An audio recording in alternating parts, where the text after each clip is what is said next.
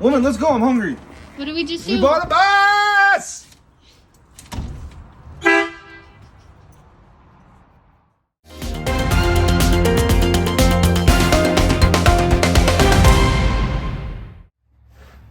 I cut 3/4 inch plywood down to stripping 2 inches wide. That's what I'm going to use as my ribbing throughout the whole thing, spread every 17 inches. I'm going to run my stripping like this. For the bottom piece, to make it not touch the whole one, I'm just going to use blocks. Put a block in, some self-tapping screws. It's pretty simple.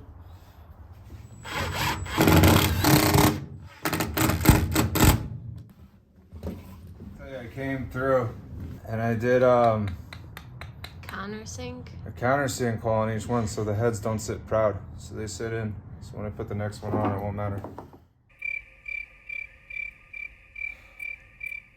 All right, guys, day 2 of the bus build. We did, no, I'm just kidding. Day like 48 billionth of the bus build. Subfloor is all the way in, all the way up. Strapping is the big thing that happened. Minimize the contact on each spot. I have all this now to spray foam. This is the only spots where the R value of the wood is going to affect the actual heat in the house. This is 3/4 inch strapping. The standard plywood ripped down to 2 inches, stacked twice over.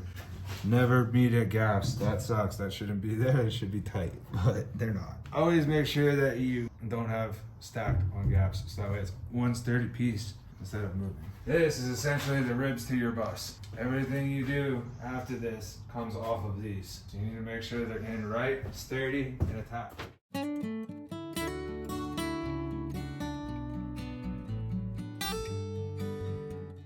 Howdy do.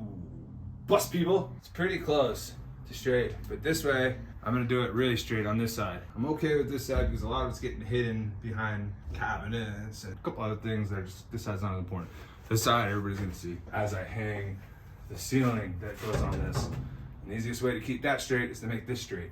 So straight foundation equals straight everything at the end. We're gonna make a straight foundation. So what I do is I put a screw in here at the right size off of this, which I measured off of where my max airflow fans were gonna fall. 1.5 inches off, so I could put a nice piece of trim in there when it's all over and done with and clean it up nicey nice. So I put one here, the same width off it on the other side. They sell straight lines, masonry lines they're called. They come on a spool. They cost about $13. You know what works about the same as a masonry line? Chalk line. It costs $3.50. Save yourself some money.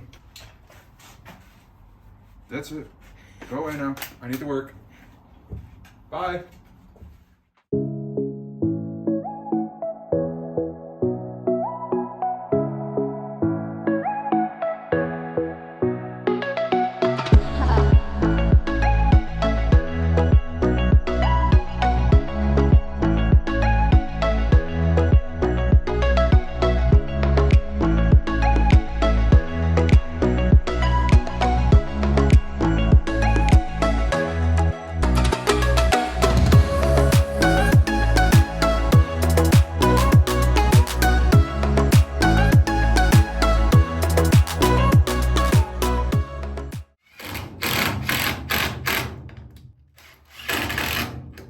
Good morning, Junior Wilderness Explorers.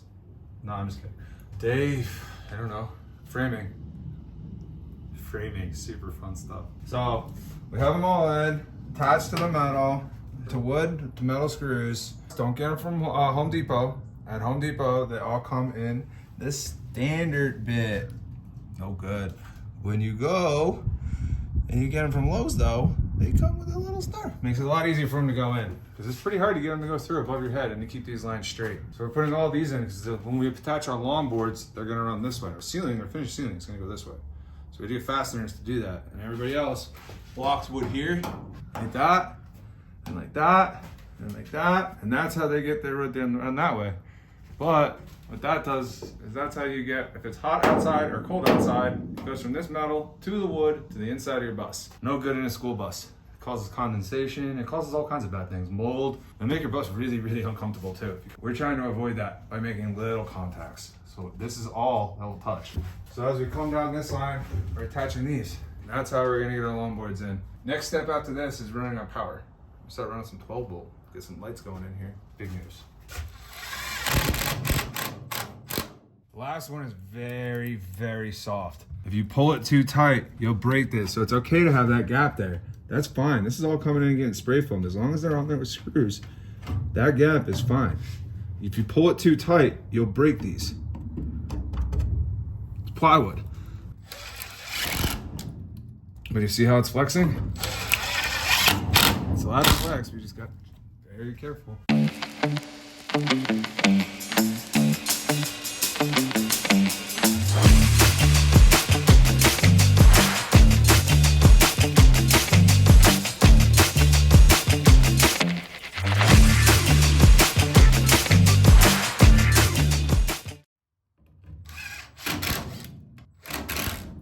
So one more thing that I used, this is all 3/4 on the walls. My bus is a handicap bus, so it did stand at 6 foot 6 inches inside the way it was built.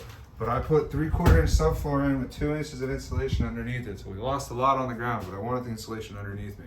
And I wanted it above me too. So on the top, I only went with 3/8 plywood. Obviously, you can't hang stuff off of 3/8 plywood. So this is just for your ceiling. So if you come over here, this is our only overhang counters that we're doing. Because I left it open so I can take a 2x4 stud, an actual piece of lumber. That will be my header to hang the cabinets off of, so we can have overhanging cabinets here.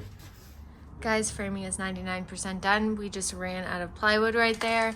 But other than that, framing is done.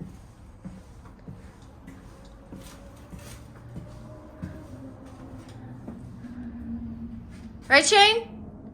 Oh, yeah.